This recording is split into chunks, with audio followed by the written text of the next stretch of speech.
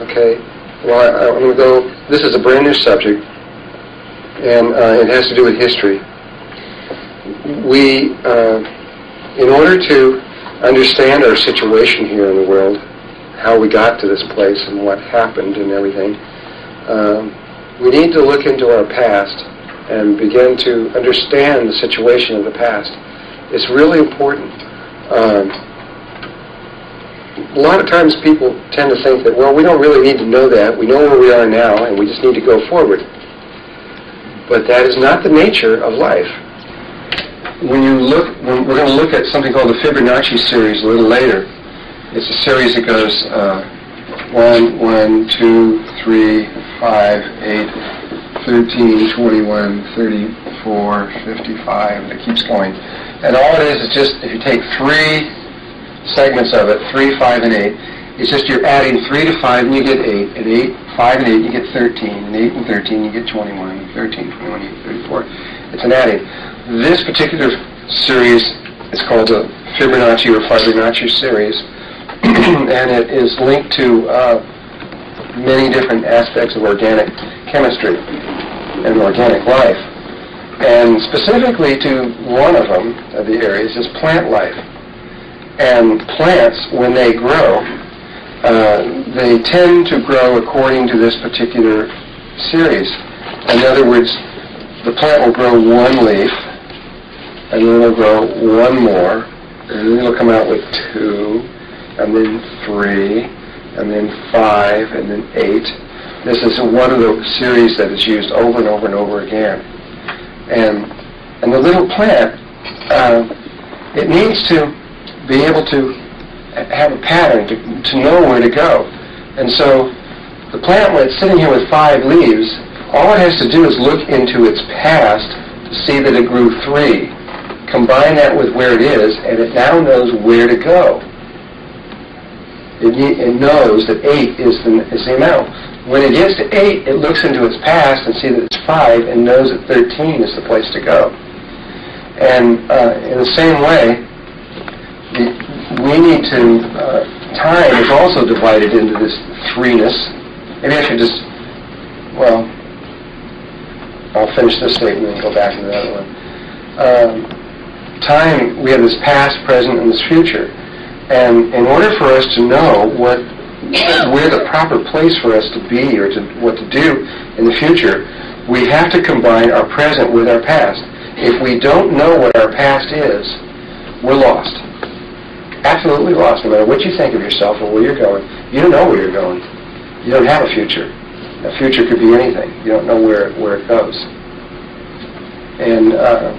And so we need to know what happened and what got us to where we are in order to proceed. And just to take this one step further, we live in what is often called good and evil consciousness and sometimes called polarity consciousness. You know, where things are good and bad and black and white, etc. But there is no such thing as this. You need to see this point real quickly. There is no polarity consciousness. There's no polarity anything. No matter what polarity you think of, you're going to realize that there is a third component. If you think of the earth and the sun, or male and female, or black and white, or up and down, or hot and cold, with the earth and the sun, there's going to be the moon. With male and female, there's going to be the child. With black and white, there's going to be gray. With up and down, there's the middle. With, what was the other, hot and cold, there's going to be warm. No matter what the polarity is, there's always this thing in the middle. There's 3 parts. The entire fabric of the universe is made of proton, electron, and neutron. And it's 3-ness. Our time is past, present, and future. Our space is the XYZ axis. It's the nature of this particular level of consciousness. This is how we interpret our reality. It may have there's other ways to interpret it, but this is the way we interpret it. Every mathematical sequence in existence, except for one, which is the golden mean, which created all the other ones, you only need 3 components in it to know the entire sequence. And so we live in a tri-world, the Holy Trinity.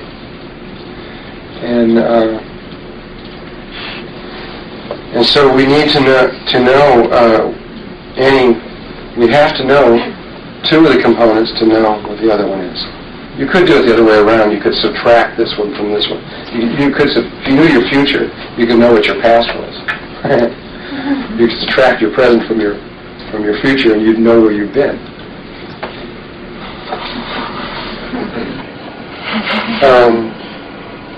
And so, for this reason, I have been asked to discuss history for about 2 hours or something like that, for a long period of time. And so, here we go. Now, I'm going to combine, first of all, I used to give this history lesson strictly from Thoth's point of view, who is someone who's been around here for a long time. However, recently, another man who I haven't even met yet, Zecharia Sitchin, I was introduced to his books and found out that they dovetailed with what Thoth was saying so closely that I wanted to use both of them. Though some of the things that Thoth is saying is beyond what Zecharia Sitchin is saying from interpreting the records. And you understand what I mean by beyond in just a moment.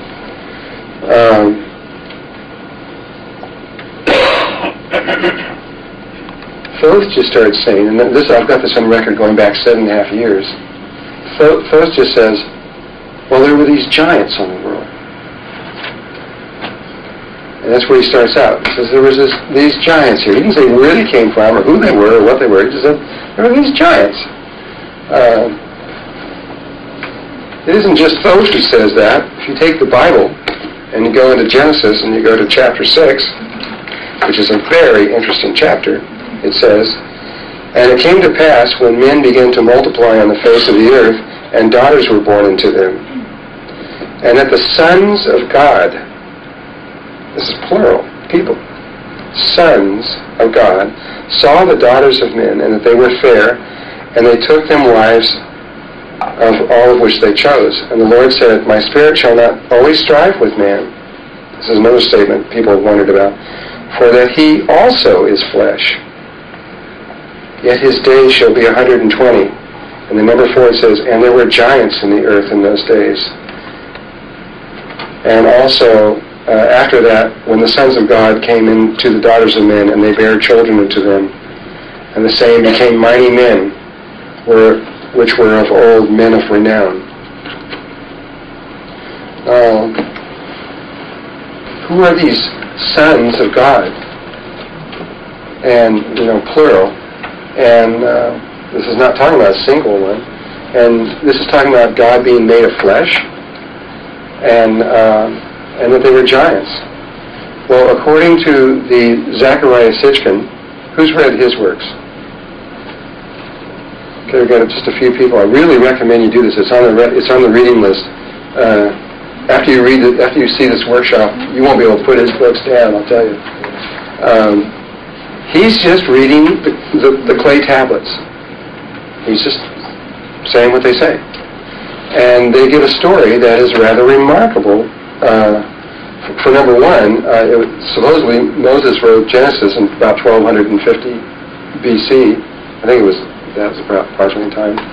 And but Genesis is written down in the Sumerian records 2,300 years before that time, word for word. Coming right down to Adam and Eve and giving the names of their sons and daughters and da-da-da-da and all the way down through there. The whole thing.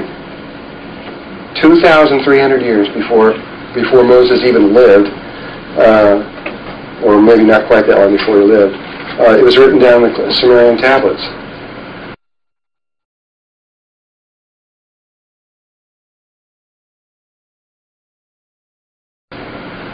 And it talks about this rather incredible time when, according to the tablets, there's another planet in our solar system, which NASA has now located, absolutely.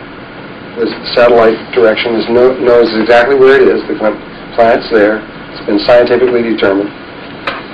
But they said that there was another planet, and that the planet went in retrograde relative to the rest of the planets. As they were all moving around this way, this one's coming in the other way. And that it came in every approximately 3,600 years. And dismissed it.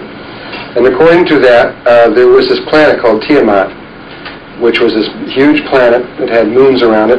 And one day, this other planet, which they give the name Murdoch, at least the Babylonians did, and what did the Anunnaki call it?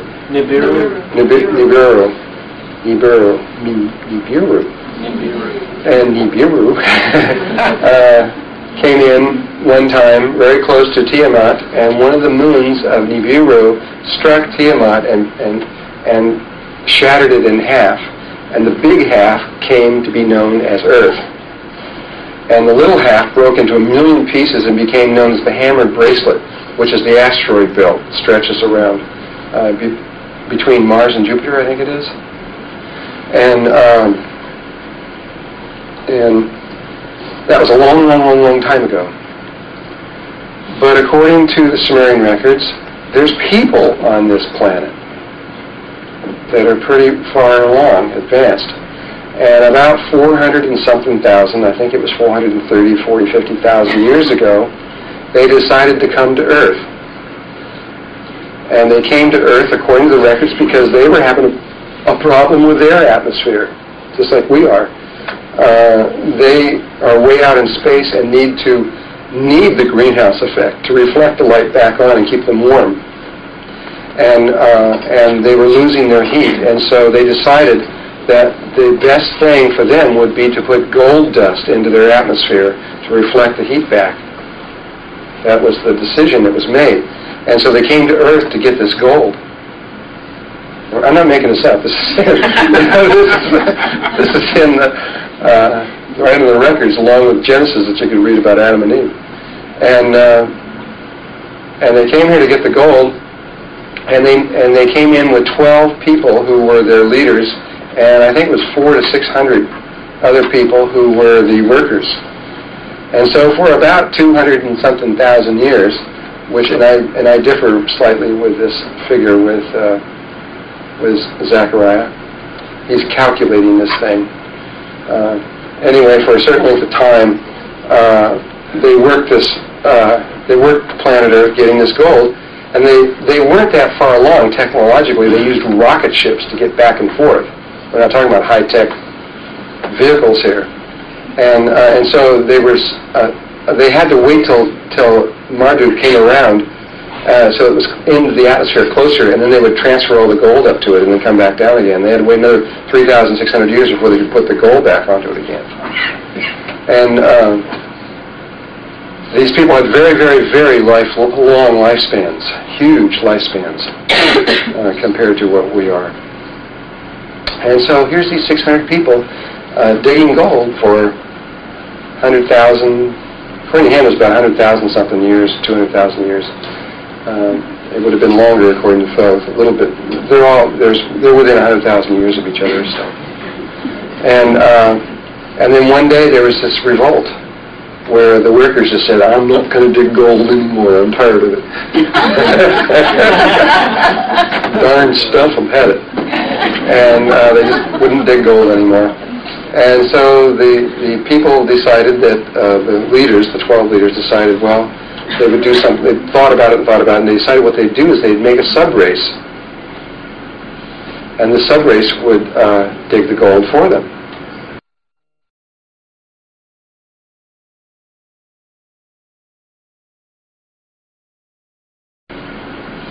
And the sub-race would dig the gold for them. The sub-race is us, according to them. That they created this race from clay and blood and sperm from the young Anunnaki, which are the people that live on there, and that's what it says right in there. And then and they used, you can see them with test tube flasks, pouring stuff and all this thing. It's written right on the record. You can see it, where they did all these things and created this whole race, which we are capable of doing right now. We could create a new race. If this came out 100 years ago, that would be like science fiction, but we could do everything that they're talking about right now. we are just about ready to map all the genes on the DNA molecule, all 100,000 of them, and know every single one of them by name and location and what they do. We're rapidly unfolding that. Another 2, 3, 4 years, and we'll have it all figured out. And we could create any kind of race you want. You name it. You can just map out what you want. We could create a whole different kind of person, superior race, anything you want. And so imagine if we were 400,000 years farther down the line. What if we were 1 million years or 10 million years further down the line? What we could do. Anyway, according to this, they created a new race using that and using the most advanced race that was on the Earth. That's real interesting because when you go to the most advanced race, which is what, the Cro-Magnon, is that what it is? And then suddenly jumps to the Homo sapien. There's this, the missing link. Nobody knows how we got from here to here. It isn't possible. There's no way. We can't see the evolutionary jump. We don't know what happened. According to Sumerian records, it's because an outside alien race came in here and messed with us and created this jump up to where we are right now. And according to Thoth, there were 7 of them that came together. Again, I got this back 7 years earlier. 7 people came together. And see, everything that happens on a 3rd dimensional level has a 4th dimensional counterpart, and higher, very often higher. And there's much more involved to just creating a race than just throwing a bunch of chemicals together. There are other things, there are grids that have to be formed, and there's a lot of stuff that has to take place. It is not as simple as it may seem. And according to Thoth, on a 4th dimensional level, there were 7 of the giants that came together and dropped their bodies and merged themselves into spheres of light, and that these formed the flower of life pattern, and that a flame appeared, which was about 4 feet tall, a blue-white flame, which was pure prana, which is life force energy, which became the ovum, the female ovum, and then that was put into the halls of Amenti, which is a dimensional fold in space that the Egyptians talk about, which is really the womb of the Earth, which is where the starseed and all the 500 million years of races have been created from. This is a whole other subject. This halls of Amenti is usually out beyond the bubble. There's a membrane outside the Earth we don't know about, which is 440,000 miles out, and on the other side of that is usually where the halls of Amenti is located. It's a dimensional fold time that moves with the Earth, but on one overtone higher than the Earth. So it's not visible to the Earth, but it's very accessible. And it's folded into the shape, outward, the outside of it anyway, it's folded into the shape of a womb. And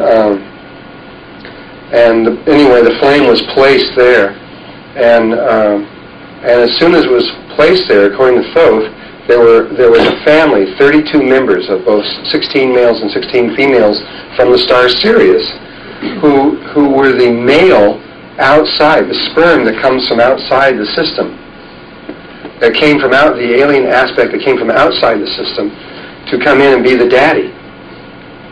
And it was all prearranged and ordained on all kinds of levels. And so they came from outside the system. The Anunnaki put flame inside the system, put it into the womb of the Earth, and the Syrian race came in. These are like 10 to 16 foot high beings also. Both the Anunnaki and the Syrians were these giants, these tall people. And on very high level of consciousness, whatever they're in the part where they think an orange they could have one in their hand and peel it, they thought that there were 32 slabs of rose quartz granite laying there around the flame, and there was. And they laid down male, female around this flame and merged or conceived with the flame, the ovum. For 2,000 years they merged with this. You see, in human terms, birth takes so long and conception takes so long, and the whole process is 9 months, but on a planetary level, it's much longer. It's the same process, just much, much, much longer. And so they laid there for 2,000 years conceiving until the first one was created. And meanwhile, on the 3rd dimensional level, according to the Sumerian records, they were doing the flask tubes and creating the proper one. And then what do? They bring 7 females together. It's right there in the records. 7 females were brought in, and the ovums which were created were placed into the wombs of these 7 females, which then gave birth to these 7 human babies, both male and female babies. Only the babies were sterile and could not procreate. And you can see them. Here's these big, tall Anunnaki sitting there with these little, tiny, naked humans, and they're holding them in their hands. That if they stood up, the humans would be like about that high. And here's these big, huge, tall, 10 to 16 foot tall Anunnaki that are doing this. And it's right on the record. You can see it for yourself. And because a lot of this is not just words, but it's also visual drawings and stuff that they put on there. And so so our purpose, according to the Sumerians, was to dig gold. That's why we were created. Then you go back to the actual physical archaeological records, and you go back first let me throw another side trip in here. We had a theory called the Eve's theory, where they had checked the DNA and a particular aspect of the DNA and found an overlapping process where they were able to trace back through all the races of the world back to a single human being, which was this black female in this very specific valley in southeastern Africa. Now, some people are beginning to debate that theory now, but still, the evidence is incredible. Who knows about this and what I'm talking about? Just a few people. You'll see it's at the moment being debated, but for a while it was accepted, and now they're still debating it. But it's real interesting to me on one point here is that the very valley that they picked happened to be the one, according to Sumerian records, where it all began. Same place. And if you go into that very valley, I don't remember the name of it right now, but it's recorded in both the books and in the other thing. You go into that valley, they have found gold mines there. Ancient gold mines, going back 100,000 years, with Homo sapien bones in and around the gold mine. Homo sapiens mining gold at least 100,000 years ago. And what the heck are we hairy barbarians mining gold for? It's a soft metal. It isn't something that we can use to make tools with or anything else like that. What's it for? What good is gold to a primitive people? These gold mines, by the way, they found them all the way from 100,000 years. They found 80, 60, and as early as only 20,000 years ago, we were still mining gold. Only 20,000 years ago. Still doing it. Is it during the Ice Age? Yeah, probably. You got to realize these ice ages are coming and going all the time. The whole planet doesn't go over with ice. Basically, you might say the ice caps recede further down. The centers of the Earth is still not frozen over, but very cold compared to normal. We've survived this for millions of years. We've managed to survive these ice ages one after another for millions of years. So anyway, when you look at everything, you start throwing in that whole thing of the ice ages going on, it makes stuff even more complex. So, if this is true, I mean, it's outrageous. We don't want to think that we're made to be slaves to dig gold. We want to see us as more noble than that. But who knows? This is what the most ancient records in the world have to say about ourselves. And these are not just a few isolated records we're talking about. 100,000 records that are being found. All the ancient cities that were in the Bible, which they thought for a long time were myth, have now all been uncovered. And they now know where all the ancient Sumerian cities are, which run through southern Iraq. Babylonian is in southern Iraq. All these ancient ones, they've all discovered where they all are, and they're finding them, and they're getting all the records, and they're beginning to dig up all this ancient stuff. It's no longer just myth anymore. And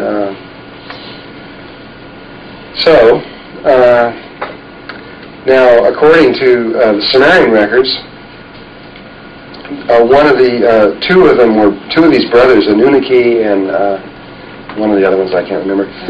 The major cities of the Sumerian cities ran up through the Middle East, up in there, which was not a desert, but was a dense jungle, because the whole climate was different. And they had these incredible, beautiful cities there, with these huge gardens that surrounded in and around these cities, and which took a lot of work. And so, according to Sumerian records, a great deal of the gold miner workers were brought up to these gardens to work the gardens. And it was there that one day, Anunnaki, whose name means snake, told Adam and Eve, according to the Sumerian records, to eat of this tree. What the tree would do, the tree of good and evil would do, is that it would make them procreate. They'd be able to have babies if they ate of this tree. And so they did it according to this. And then Anil's brother came in, who was the other one. And remember, it says right in the Bible, he's walking through the garden. This is God walking through the garden. And he comes across, and they were hiding from him. And he had to call for them. And when they came out, I mean, he had no supernatural powers or anything like that. He saw them, that they were naked, and saw that they were hiding, and then he realized that what they had done, that they had eaten from the tree.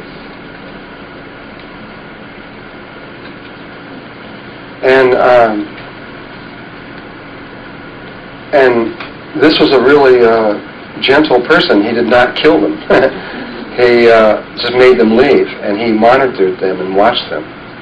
And they began to multiply, and he recorded all their names and who they were, and we kept track of all that, which is all written down for a long time. And but then when you start going out from there and you start studying what happened after that, this is where I'm going to start taking us out further. There's some important points in all of this that need to be brought forth. So we have two kinds of races going on here. We have the one that they were working the mines, which were sterile. The only way they could make more of those babies is to put the ovum inside the uterus of one of the female Anunnaki, and for her to give birth to this little. That was the only way they could get more of them. And so they kept doing that until they got what they wanted. And I guess if one of them died, they'd just make more of them.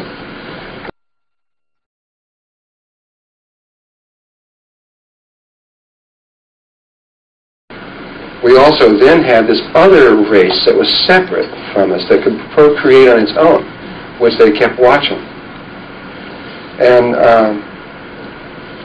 And from there you see many, many travels around. Now, according to Thoth, when he says it 7 years ago, the first human beings came out on an island just to the west of Africa, southern Africa. When he first told me this, it all sounded kind of strange, because I hadn't read any of this stuff about Africa and the Sumerian records, because I always thought his Garden of Eden as being up, more in where, we generally think about it.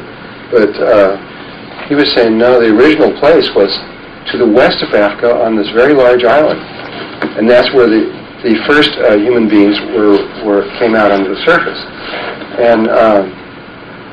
And the name of that island is consistent throughout the African creation stories, and it's called Gondwana land. And you can read the creation stories, which I've done. I went out and read a whole bunch of these along all the western shores of Africa. They all have different ideas about how creation took place, but they all consistently say that we came from an island to the west called Gondwana land. They all say that. Every one of them I read anyway, though they have different ideas about the rest of it. And Thoth says that's where we started out, which is this place down in here. It was a large, it could almost be a continent. And it could have been touching here, or it may have been partly touching and partly separated. I don't know. When he gave me all of this like that, and that was the one piece that I never got clear in my mind, though from then on in I got it pretty clear. And I'm still not really sure. I don't think it was this big. Smaller. And I remember I drew this drawing a long time ago.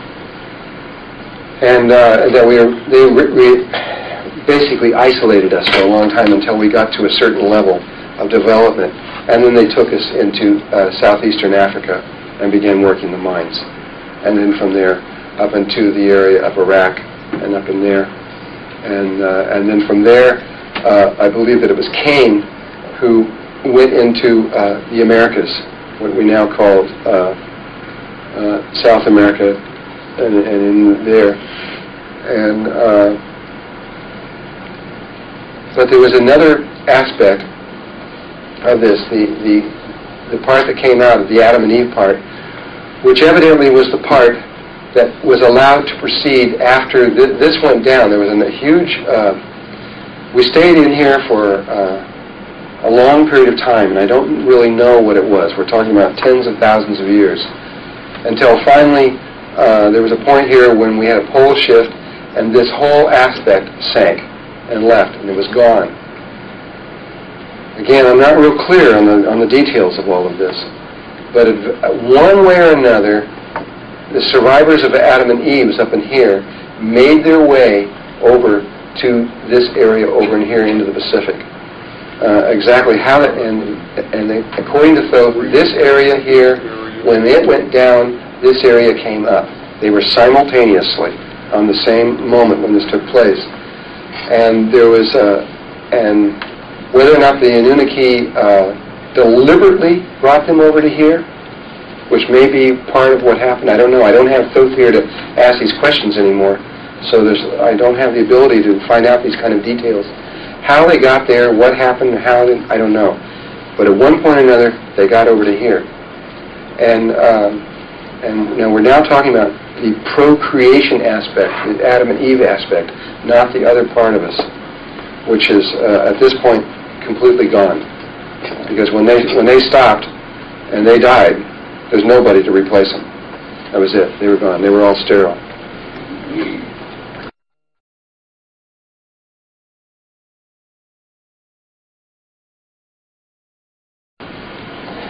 And so at one point we began in this area here, which we now call Lemuria.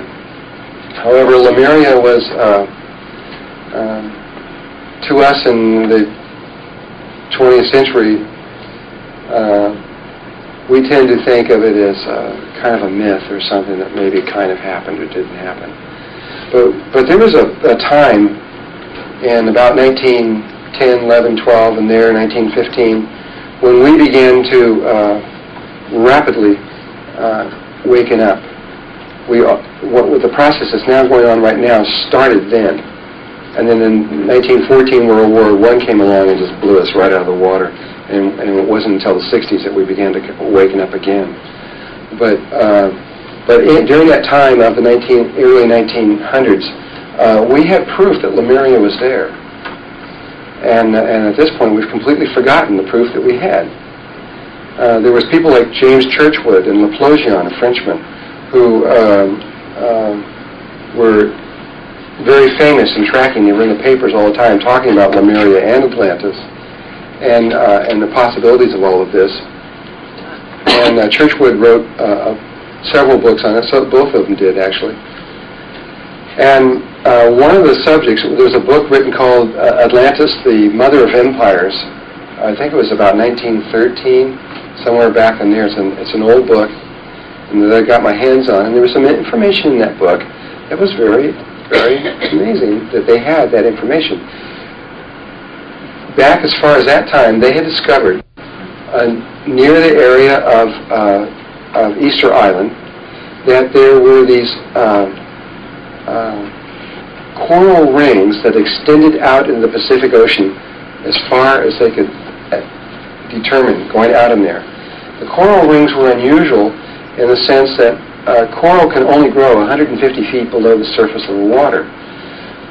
These rings were 1,800 feet deep, meaning that the island had to be above the water and slowly come down, very slowly, so that the coral can continue to form, and yet you can see how slow that would have to be for the coral to form, and yet for it to continue and not die, and then end up being 1,800 feet deep. And so they saw these things going off in there, and then at the same time, they had discovered that the fauna and the flora that stretched from Easter Island all the way up, there's a series of islands that goes up from Easter Island all the way through the Tahitian Islands, all the way up to the Hawaiian Islands. And the fauna and the flora on all just that chain of islands that stretches through there is all the same. It's identical. It has the same plants, the same trees, the same bugs, the same bacteria, same everything else like that. And there's no way that could have taken place unless there had been a landmass much closer stretched in there. So the understanding of that, along with all these coral rings that were stretched under there that are on the floor, they surmised that there had to be a continent. Though the continent was not a physical continent, according to Thoth, it was a series of islands, lots and lots and lots of islands, forming what would be like a landmass, but with no solid, total, complete length. It was just thousands and thousands of islands that stretched down there. That outer length running from basically from Kauai all the way down to Easter Island was the western shores of Lemuria, and the rest of it all went under. And we began to progress in that spot to a level that we are just now beginning to return to. We progressed to a very, very high level of technology, a different kind of technology, totally unheard of and unknown these days. It was a right brain technology, female, based upon psychotronics and these kinds of things that we are just beginning to become a little aware of, only they had developed that to the level that we have developed our left brain logical technology. And they were able to you can do anything from that aspect as well as from the female aspect as well as you can from there. And we were becoming a female. We were becoming, an evolutionary pattern has to become either male or female, and we were becoming a young female. By the time that Lemuria was finished, before it went down, we were equivalent to about a 12-year-old girl. And everything was going very well. And the Syrians who monitored all of this and have remained, they're immortal, they remained alive during this whole time watching it. Everything was going just great and fine. And the Anunnaki also were not going to mess with us. Everything was going just great and fine. There was no problems. It was looking really, really, really good. And then something happened that we have never quite survived from. We've never come out of it. And we're going to have to go in about 5 minutes to lunch, but when we get back, I'll tell you what happened. And it's the most important part is what happened when we shifted from there to Atlantis. Some things took place that changed the course of our evolutionary pattern. There is one more bit of information I need to put out, and that is, this is the part that Zacharias Hitchcock did not understand. When Anil came into the planet from the 12th planet, which is really the 10th planet, we're counting the sun and the moon in that. When he came into the oceans. He landed in the oceans.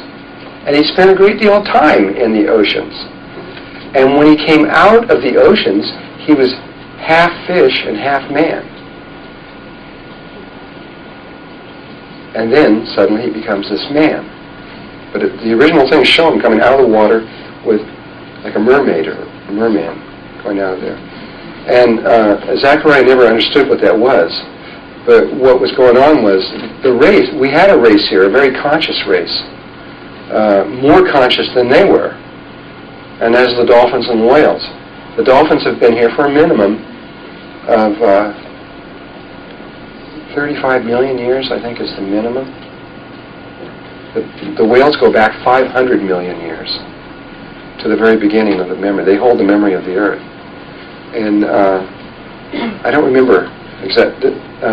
Elizabeth, do you remember how long the dolphins have been here? Just what you said. 35 million? Yeah, I think that's right. so they were here long before the Nunaki came here, which was only 400,000 or so, and they were on the same, really a higher level of consciousness. Well, what I haven't explained all of this is that the dolphins have this connection back to Sirius, and on Sirius, again, not to the star, but to Sirius B, the third planet out, there's this planet which is almost pure water with a little tiny bit of land mass. There's a land, and I've been there, I know this place real well. There's a land mass there about the size of California, and there's a land mass there about the size of Australia. That's it. There's no more land. There might be a speck or two somewhere, but there's no more land up anywhere. And almost the whole planet is cetacean, except for a few humanoid beings, which you're going to look and see what they look like here in a little bit. They look very human-like. And they are being phased out. They are slowly turning into dolphins. And and I haven't got to the place where I explain why they're doing that. But when they're on Earth, they're primarily the dolphin aspect. And Neil, when he came in, he went to the consciousness of the planet. He went to the dolphins, or perhaps the whales and the dolphins. And there was a direct communication first with that before they came out.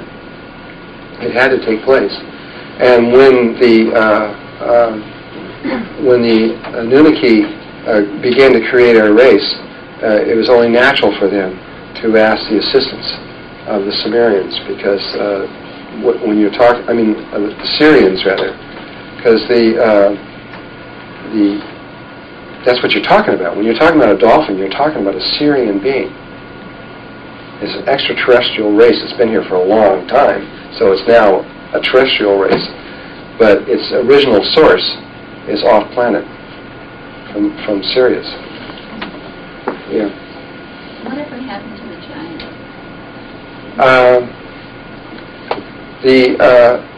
The original 32 members of the Syrian race are still here, and a certain number of the Anunnaki are also still here, though they can't, because of our level of awareness where we are right now, they can't make themselves directly known, though they did in the past, and I'll show you, they did in the time of Egypt, only for a short time. And they will again. We will see them, for sure. And it's one guarantee I can give you. We will see them again for sure. Yeah. What? Ra is one of the original Atlanteans, and who started Egypt, and he worked with Thoth and some of those other ones. But that's not.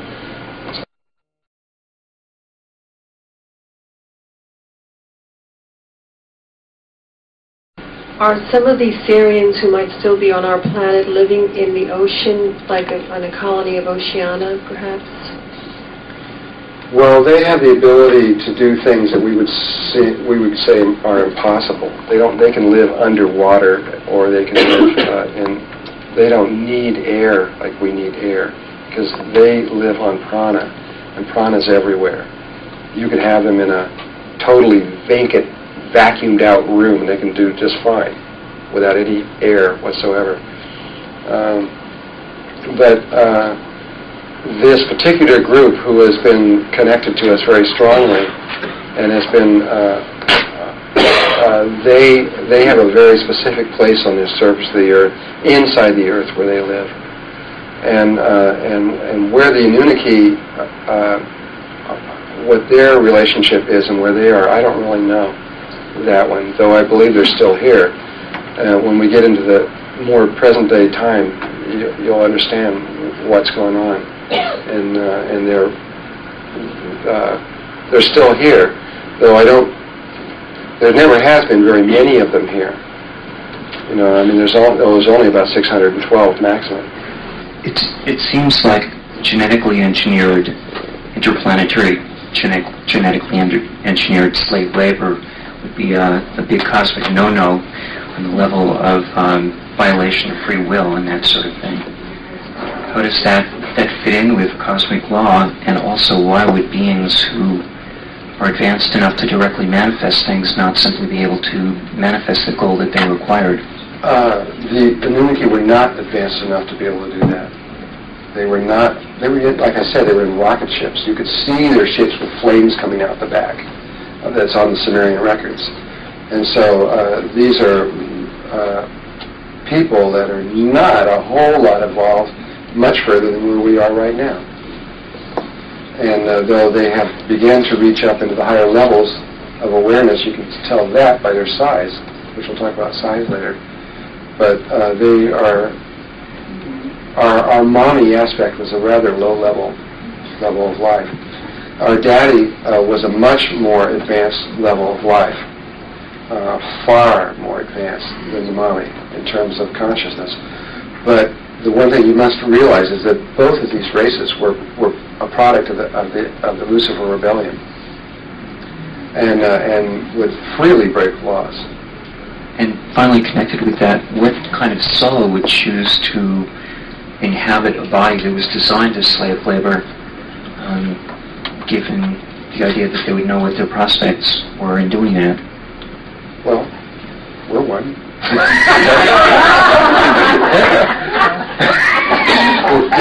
We did it, you and I did it. Things aren't always what they appear to be, and that's kind of an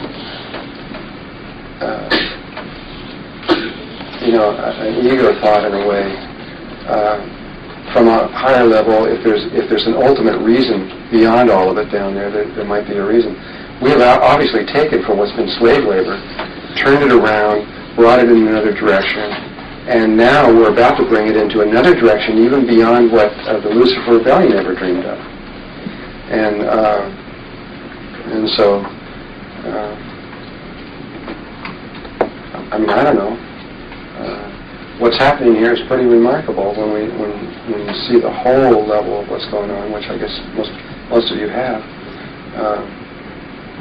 This is a little more than what the original intent ever was. But the beings that were made to do gold, to slave for gold, realized that as soon as the Anunnaki saw that we had eaten of the tree, they didn't have us do gold anymore. They had us go live on our own and do our own, and okay, you're out of this thing now. Go over there and start your own thing. And they just allowed us to keep going. Though they did try to kill us. Remember, if you read the Sitchin books, according to the records, they knew that the earth was going to be destroyed by water, by flood. They knew quite a while in advance. And the plan was, according to the Sumerian records, was to get off the surface in their ships and allow us to be annihilated. And it was Enlil again, if I remember right, who went to Moses, and he was sworn not to tell. What? Enki? That's what I'm thinking of, it was Enki. It was Enki again who was sworn not to tell that this was going to happen. So what he did is he didn't tell him directly, he went and told a wall. But he knew that Moses was on the other side of the wall. Moses? Noah. Noah was on the other side of the wall. And so he violated basically the trust that they would not tell. He told Noah and prepared Noah.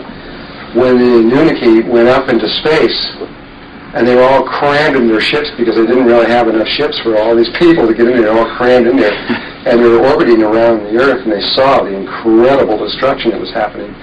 They all began to cry and began to realize how sad it was and that they didn't really want us to die. And that's when they found out that Noah survived. And they were actually happy that Noah had survived this one, at least according to the records. But we have an interesting race that we've got here, and so we are the product and development of the Lucifer rebellion all the way through from beginning to end, and there's a lot of things that are going on in the universe that are not according to galactic law. And though this may have been allowed by galactic law, it could have been, depending, I don't know if they had permission to start this or not. Both never told them. And it's not in the Sumerian records. They don't talk about the higher dimensional levels of things. They talk about pretty much what happened on Earth, and that's it. And so I don't know if they had permission to do that or not. But I would imagine they would not have, I kind of doubt that they could have got the permission to do that. It's what, legally.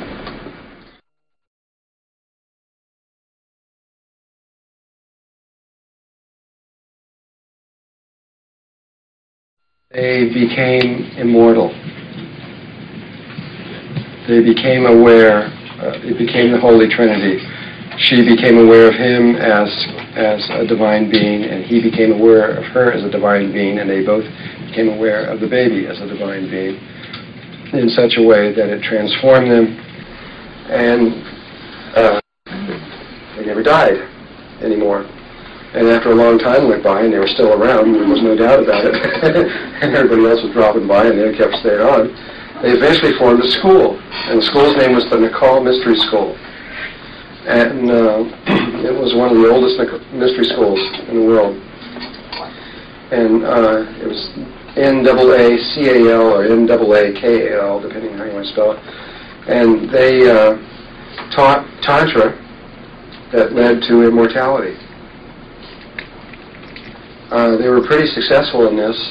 They managed to teach about 330 or so other families. It amounted to a total of about 1,000 people, including the children, to lead them into immortality. The school was doing very well and would have probably succeeded in transforming the entire human race if it had enough time. However, about 1,000 years into the school's functioning, God changed that, and there was another shifting of the axis, and Lemuria went under. They knew long before Lemuria was going under that it was going under. These people were feminine and psychic, and they had clear signs and fully understood what was about to take place, and there was very little loss of life. Besides, it had been slowly sinking for a long time. However, at one point it did sink, and when it did, the survivors, which they had gotten all their sacred things, whatever you want to call them, artifacts or whatever, out of Lemuria long before it ever sank. They took them to various places in the world, but most of it was brought to Lake Titicaca in Peru. The golden sun disk was brought there.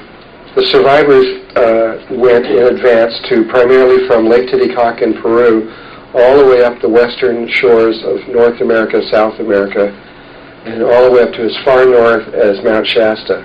They didn't go, or if there were any, very few, went to either ends below or above that. And the two areas that most of them went to was South America, Peru, and to California. And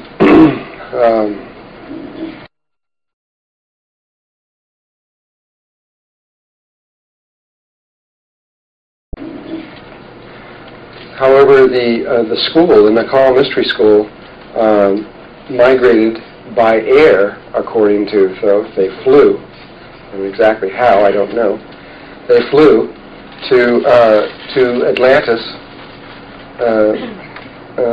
at one point, and I don't know exactly when that point was, but they went here to this island here, and this is not this was not this big. This is a lousy drawing. That's what this is.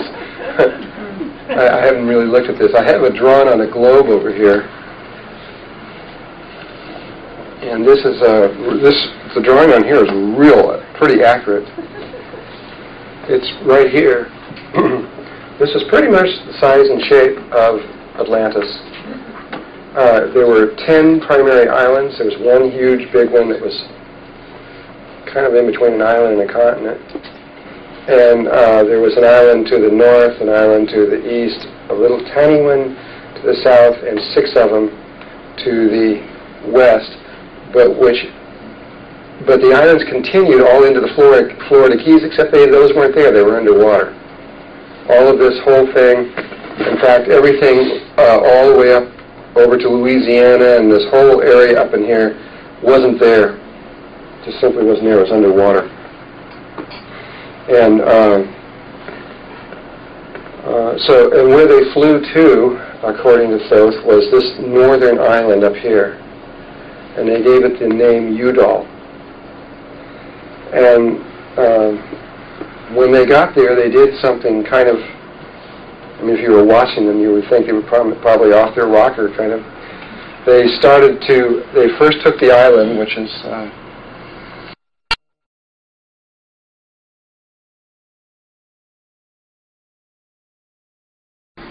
it looks kind of like that. And the first thing they did was they made a wall right down the middle, dividing the island in two. This wall was about 20 feet thick and about 40 feet high. It sealed it off. There's no way to get from one side to the other. And then they built a minor wall running this way, dividing it into 4 quadrants. What they were doing, without understanding the human brain too much, this was a person's head. That's their nose, I guess. You're looking down from the top. You have these left and right hemisphere. You have the left hemisphere over here and the right one here. And the left one is male and the right one is female. But then there's another division in there, like this. There's a front and a back aspect of this. And this front one, if you were to put this word love here, the left front aspect of the human being sees everything logically. In other words, it sees it like it is. Of course, it sees it upside down and all that stuff, but anyway, it sees it logically like this. But the right side over here inverts it like this and sees it in a mirror image, one back to the other. And this one is logical, and this one could say is not logical, but it has its logic to it. But this one also has a reflection. It goes like this. And then there is another reflection that goes like this.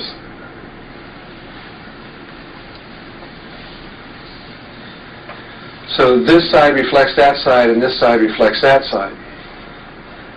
And that this one up here is based on the triangle and the square. And that's the logic. When we get into the geometries, this will make more sense. But this is the logic of the logic that's behind the male side. The female side doesn't have a logical side forward. I'll just use this as a symbol for it. She has an experiential side forward.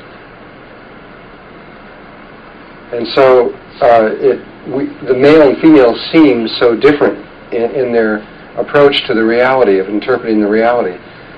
But the male side is based on a triangle and square. The geometrical aspect is so logical, has an experiential aspect to it also. It's just that it's back, it's hidden.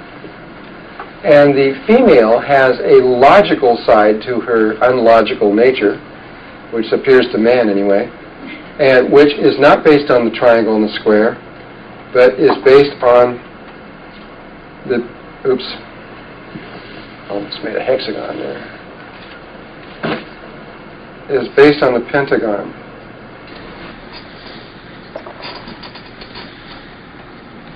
And so there is this both sides are absolutely logical if you understand what's going on. She's just as logical as he is, but based on a different kind of logic. But she's got a mirror image thing where her experiential thing is forward and his experiential thing is to the back. And by experiential, as you'll see here, and I'll try to demonstrate this even to us here, is that every single line in sacred geometry has a human experience associated with it. And so all your geometry has experience, but experience always has geometry associated with it. Even love. You would never think that love is geometrical, but it is. Our scientists have already established this, beyond any doubt. It's way back in there later, but later you'll see this. I'll show you the geometries of it. But there was a man, one of the first persons that I know of was Dan Winter out of New York, Eden, New York, who was doing the research of someone else, actually, I believe. And he was putting people on biofeedback systems onto monitors so they can see what was happening in a sine wave pattern, and discovered that that's in there. Yeah, no, I don't need it though. Discovered that there were that there were a very specific sine wave signature associated specifically with every emotional response. And so that they could get to the place where they could have people in other rooms just looking at the screen and just looking at the sine wave signatures and can tell you just what that person's feeling. But by studying the sacred geometry around the sine wave signatures can be reduced to angles, and all angles can then further be reduced to geometrical patterns. Or the other way around. You can take geometrical patterns or shapes and find out their angles and reduce them into sine wave signatures. People like Michael Helios is one who's real good at that, converting shape into sound. And so what Dan found out is that there is a direct relationship between emotions and sine wave signatures, and then through work discovered that there were very specific shapes associated with that, and then through deeper work discovered that there was very specific geometrical pattern behind all emotion. That there was one pattern that tied them all together. And that pattern, we'll see a little bit later what that was. And then there was another person called Kleins, right? Well, I've got an article out of a Wall Street Journal here, where he also has totally on his own, in another direction, come up with the same thing, that emotions have shape associated with them. And so it seems so weird to say this, and you're like, love has shape. I mean, except when you see it walking down the beach, maybe you see it. but you don't think of it as angles and cubes and squares. But it does. I'll be able to go into that deeper when we get to that level of geometry. We're still, this whole day is this introduction. That's all it is. So they were basing this island in Atlantis on this, according to Thoth, on the basic equality. So what they did is they got about half of the immortals from Lemuria got on one side, and half got on the other side. Half became the feminine psychic aspect, and the other side became the logical male thinkers. And then they made a reflective quality with each other and got on the other sides of the wall so they could mirror each other. And so there's this mirror quality. And they begin to function very much like our brain functions. And they did that for a period of time. And I don't know how long it was, but it was a while. It wasn't something they did overnight. It was several hundred years they did this. And then finally one day they, I guess, felt they were ready. And then on the main island,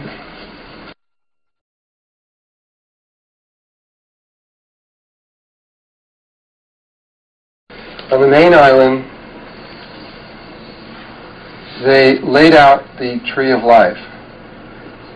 They did this. Is this right?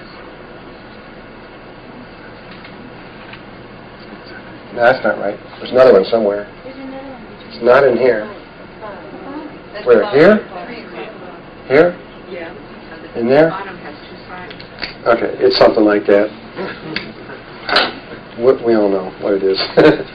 They laid out the tree of life on there. They did it with their thoughts and their emotions, and they created a standing wave pattern on the surface, the geographical surface of Atlantis, according to Thoth.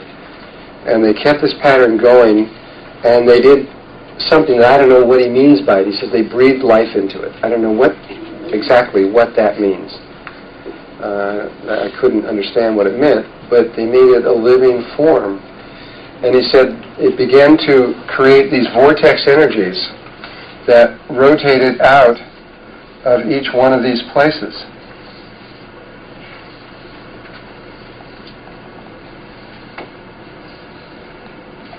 And that there were 8 of these places that were, well, let's put it another way. The survivors from Lemuria were then called forth to come, and they all in their own place, and they just knew that they were supposed to go, and they began to migrate across the country over toward Atlantis, and they made their way toward there. However, remember, they were equivalent to about a 12-year-old girl. They were immature. They had not completed themselves, and there were certain areas of experience, of human experience, that they had not completed. And they had only completed 8 of the 10 areas. Now, again, I don't really know what that means either. But there were 2 areas in here somewhere that they had not completed. And so when they were pulled to Atlantis and they were brought here, they were pulled to these spots. These spots, by the way, he said, this pattern was laid out on the surface to the accuracy of a single atom. So we're talking about an extremely accurate pattern. And these cities were placed on these exact spots. There were eventually 10 cities, 10 major cities in Atlantis. And but the survivors from Lemuria went to 8 of these places. There were 2 places that were completely vacant. It was just nobody's nature yet. Nobody had developed into that nature. And then, and what life does, I mean, I don't know if these guys thought about this far enough along the line when they were doing this, but what happens with life is you leave a space open and life fills it. It's just automatic. What I like to use is like the freeway. You know, when you're on the freeway and you let the car in front of you get a little bit too far ahead of you, fills right in. It's the same kind of thing.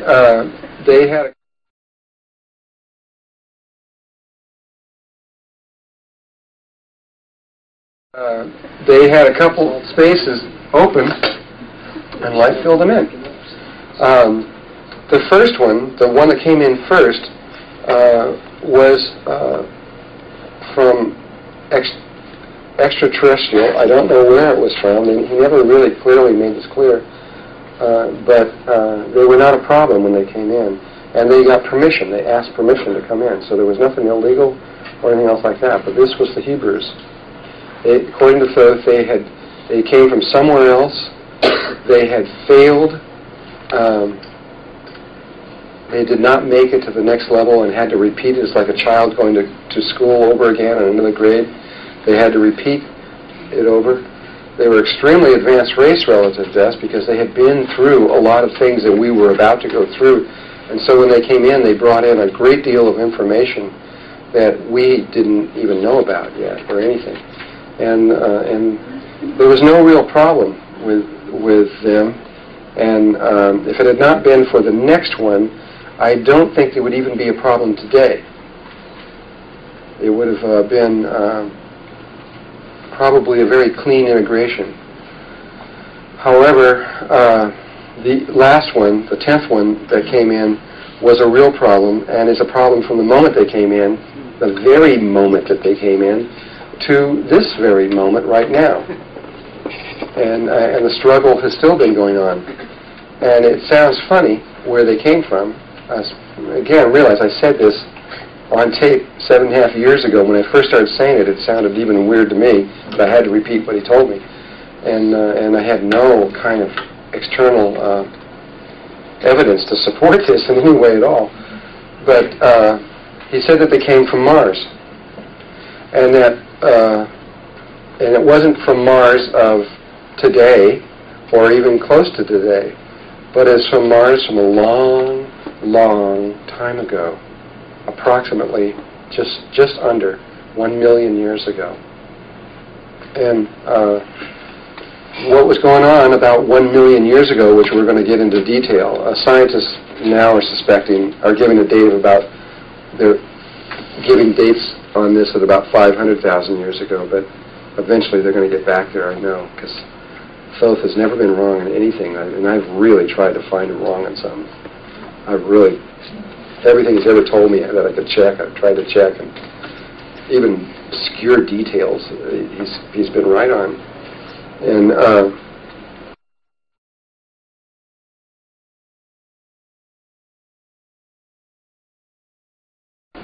anyway, he said it was just under 1 million years. He said that Mars was a beautiful planet, that there was waters and oceans and trees. It was a lot like Earth, he said. It was a beautiful place. And there was a race of beings that was on that planet that was warring amongst themselves, constantly warring amongst themselves. According to Thoth, there has been 4 times in the creation of this universe when life has decided to rebel against the system, you might say. And this was the 3rd time that it had taken place. And I don't know when it started, but it ended approximately 1 million years ago. And the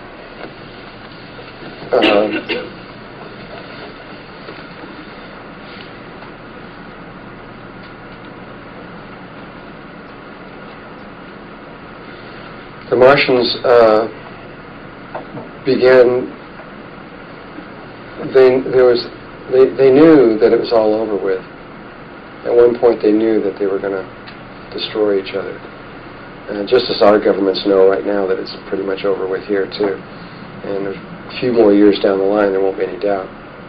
And they knew that it was over with, and a small group of them began to try to find a way to escape, just like our governments are also doing the same thing right now.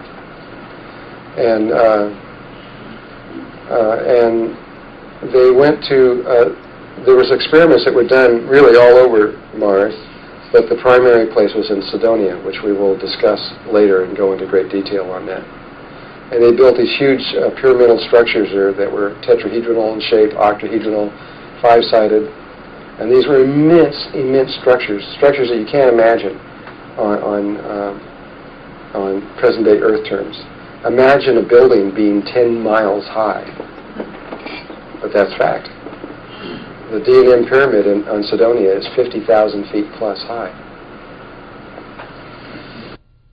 That it was over with, and a small group of them began to try to find a way to escape, just like our governments are also doing the same thing right now.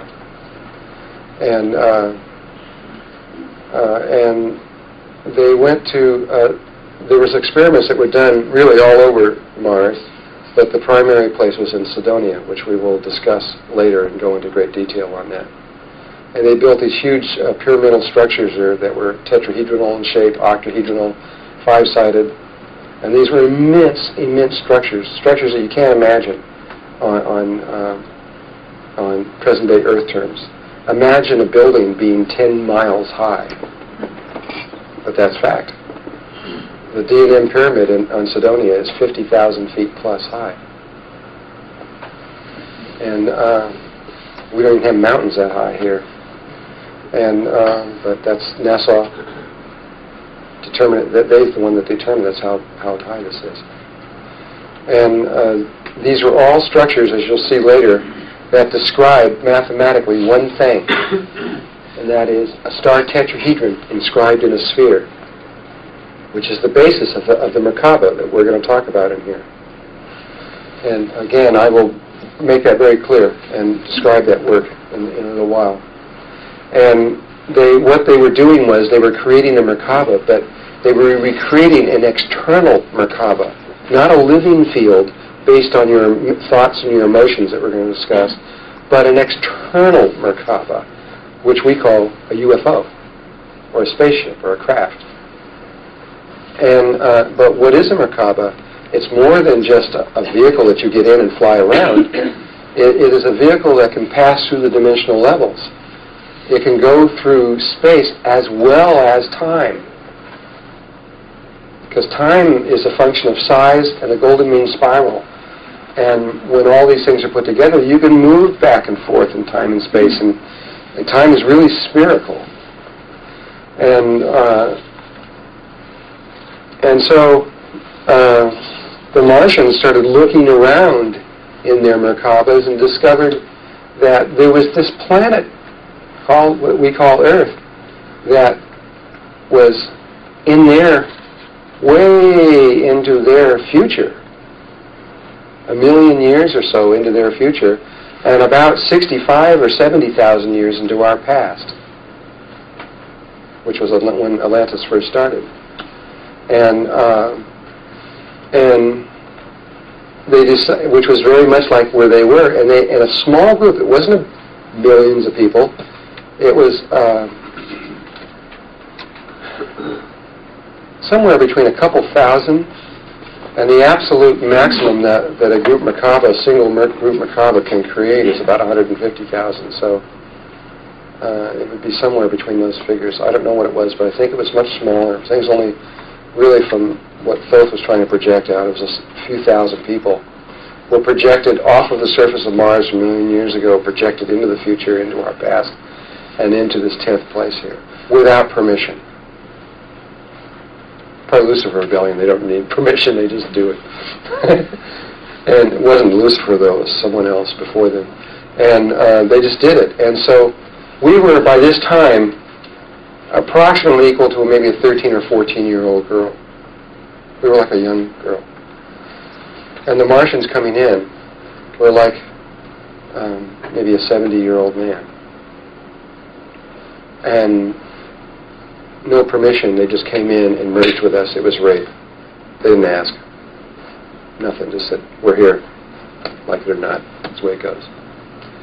And they immediately tried to take us over and tried to subdue the Earth, and a war ensued almost immediately.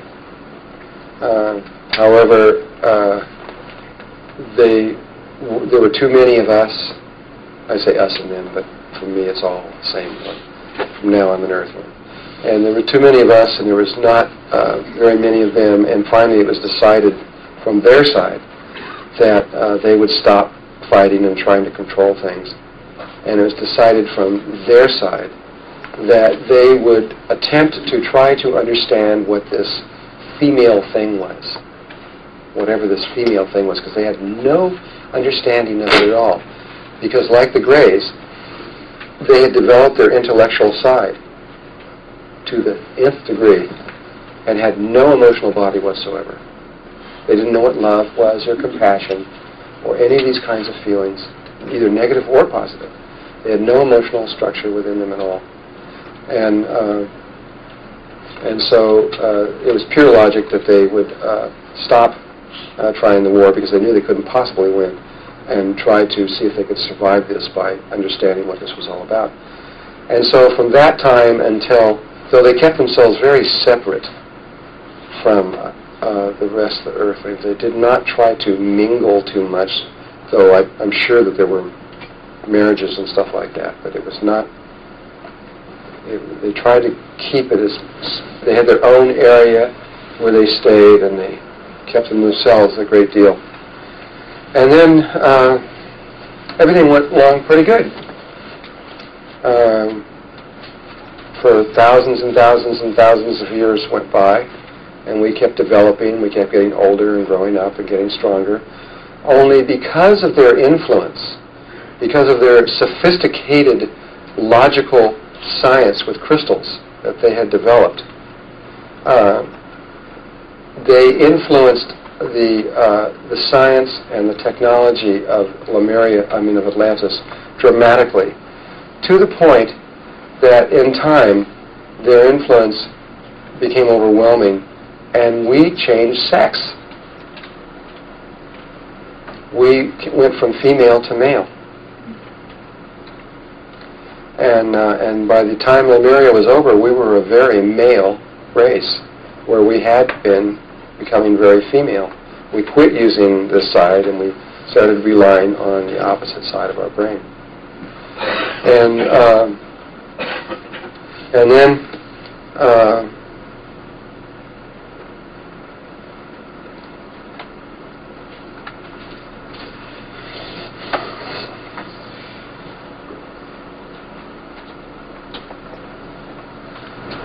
let's see.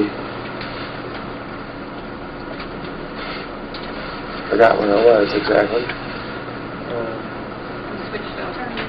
Switched from female to male. Okay. Trying to think what the next thing that occurred after that. Oh, yeah, you guys know this better than I do.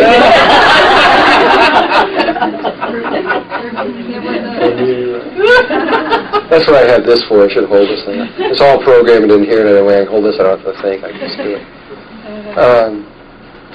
We're going to hold this for a while.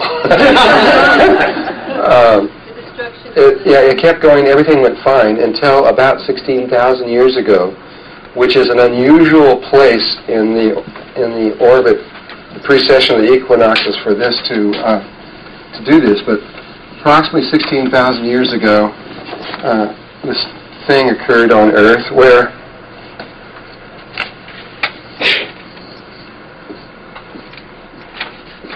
here's the closest place to the center of the galaxy, and here's where we are now. And if we go back one cycle, right back to where we are exactly right now, first of all, that's really when it began. Exactly, right to the very spot where we are right now. The poles made a minor adjustment, which our science knows definitely occurred. We've got that one tracked down. Definitely happened. And when it did, a small piece of Atlantis went into the ocean. It wasn't a whole lot of it, but it was enough of it to cause fear to go through Atlantis. And the fear lasted, according to Thoth, for about 200 years. They were afraid they were going to lose their everything again, and there was a great deal of fear. But slowly that fear went away as time went on, and they knew that they were getting further and further away from that place and moving back into the light. And it slowly started going away, and everybody started to relax, and the old evolutionary cycle just went on business as usual until approximately right here, which was about, don't hold me to my figures exactly, you know, I mean, I'm within a little bit, give me a little bit of leeway here, approximately 16,000 years ago, right about there in the cycle right there, this event occurred where either an asteroid or a comet was heading right toward Earth. And the Lemurian aspect of ourselves wanted to just allow it to hit the Earth. That's the feminine nature, is, you know, the Taoist approach. Just allow, it's okay, it's God. It's all natural, it's natural. But the Martian aspect of ourselves said, no way. Let's blow this baby out of the sky. And they had the ability to do it. Let's just blow it up. And they argued over this and argued over this, and finally the Lemurian aspect won. And that's exactly what they did. They just allowed it to take place. And this thing came streaking in and slammed and just missed Atlantis. It would have been a total devastation. It just missed it and hit right offshore, not too far, into a place that's now above ground, which is called Charleston, South Carolina, right now. That was the dead center impact of a very huge piece of matter that hit the Earth, from which that still spread out over 4 states. And you can read about it. It's all there. And this caused a big piece, a pretty good-sized chunk of Atlantis to go into the ocean, which almost destroyed a great deal of the Martian aspect of Atlantis. And to say the very least, they were pissed off. And they said, that's it. never, ever, ever, ever, ever, ever again will we follow this feminine way. We are going to control ourselves from now on. We are going to do what we think is best for